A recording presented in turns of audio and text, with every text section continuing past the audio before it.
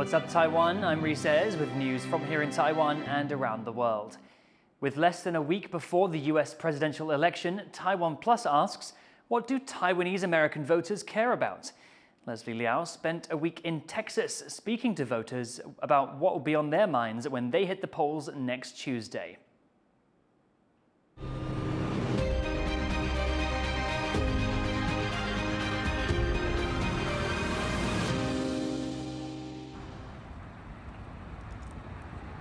Jackson Chang moved to the U.S. from Taiwan in the 1970s, settling in Houston, Texas not long after.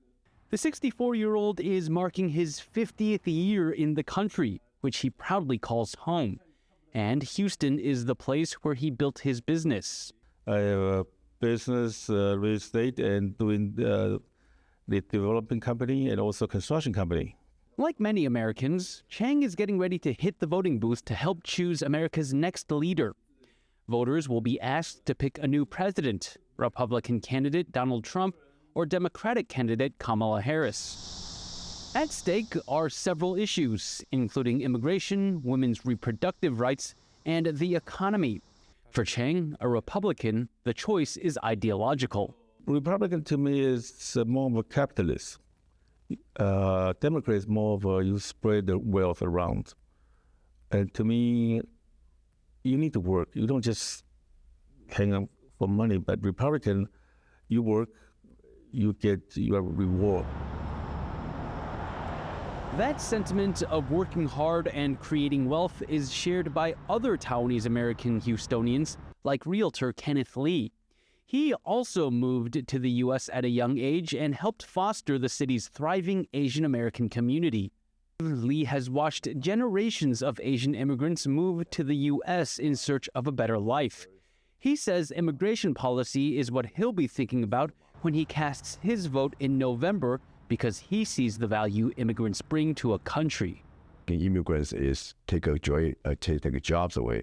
We said, no, immigrants actually bring their whole life savings, bring capital, and then create jobs.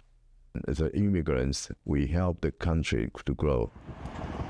But besides the big national issues, there are others at play as well. Houston-based attorney David Hsu is the son of Taiwanese immigrants. His family came when he was a young child, and he now has a family of his own. Now in his 40s, Hsu says public safety is his primary concern, and that he's watching local elections closely.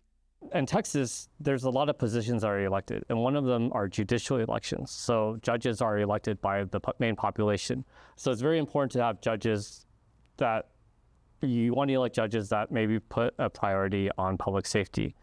Hsu, who votes Republican, is politically closer to first-generation Taiwanese Americans like Jackson Chang. Younger voters tend not to share their views, something Chang has observed even within his own family. My wife say, we're all Republican, but my kids are all Democrats. Over in the Texas state capital, Austin, young people from the local chapter of the group Taiwanese American Professionals get together at a local restaurant. Chapter president Hannah Huang offers a glimpse of what many younger Taiwanese are focused on for November. Some of the issues I care about are like what the immigration policies are for upcoming candidates, and then also issues about women's rights, issues around student loan debt.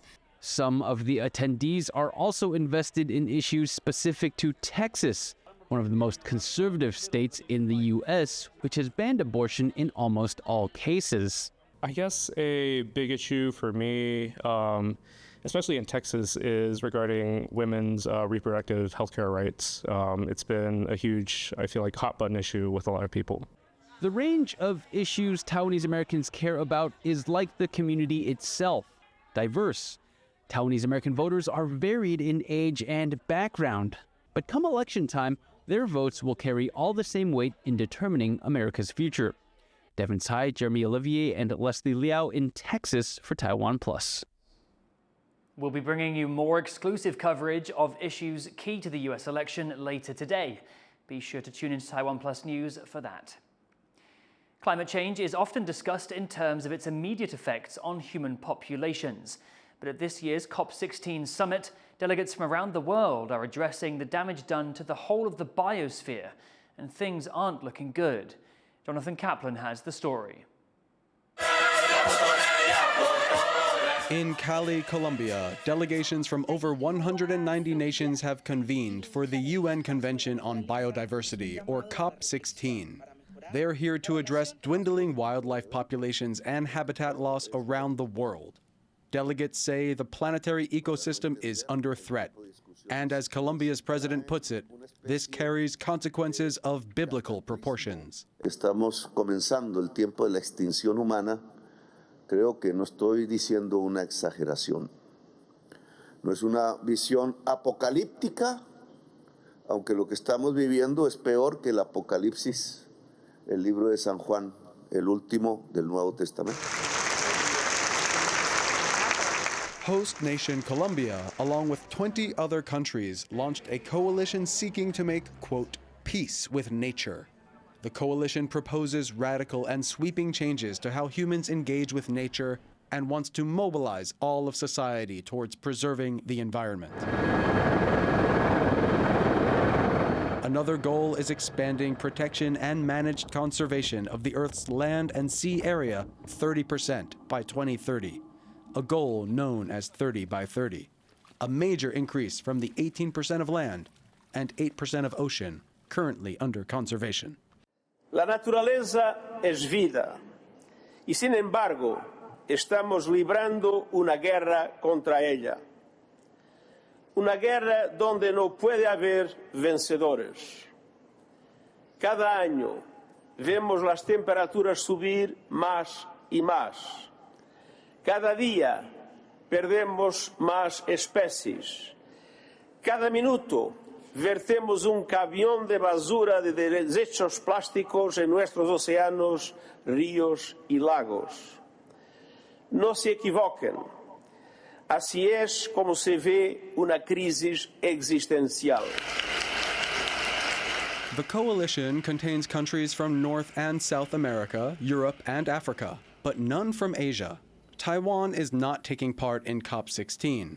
The country is excluded from United Nations bodies because of pressure from China. While the country isn't represented, a professor from National Taiwan University says the global situation is dire. Things aren't looking good for global insect biodiversity, and the same applies to pretty much everything else. We definitely do have good data for vertebrates, mammals, birds, reptiles, amphibians, and it's looking pretty bad. How bad exactly? According to Professor Shalomi, the alarming prognoses given at COP16 are pretty on the mark, with up to 70% of vertebrate populations already gone. That's more than we should be having if this was your run-of-the-mill extinction event. Things are disappearing really, really quickly. A lot of that is from, some of that is from hunting, collecting, but a big amount of that is sheer deforestation and habitat loss. As COP16 delegates debate how the plans and proposals will be implemented, there are questions if they'll be enough to prevent what officials describe as the possibility of our own extinction. Dolphine Chen and Jonathan Kaplan for TaiwanPlus. Thank you for watching What's Up Taiwan. You can visit the TaiwanPlus website or follow our social media for more stories from Taiwan and around the world. Finally, check out Austrian wingsuit pilot Peter Zaltzman, breaking several world base jumping records. I'm Reece. Take care and see you next time.